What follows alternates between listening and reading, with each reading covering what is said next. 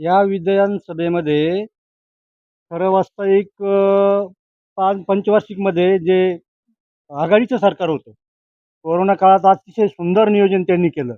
परंतु बी-जे-पीने सगळ्याच महाराष्ट्राच्या राजकारणाचा सत्यानाश केला. तोडाफोडीचं राजकारण करून 2.5 वर्ष सत्ता उपभोगली आणि या 2.5 वर्षामध्ये महागाई अगदी गगनाला भिडवली त्यांनी.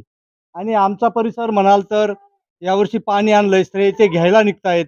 परंतु आम्हाला अगदी सुरुवातीपासूनची जाणीव आहे का या धरणासंदर्भात जलनायक कोण आहे?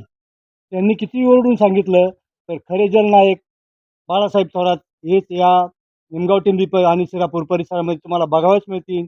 अगदी सामान्य ते सामान्य माणसाला तुम्ही जाऊन भेटलात तरी हेच उत्तर मिळेल की खरे जलनायक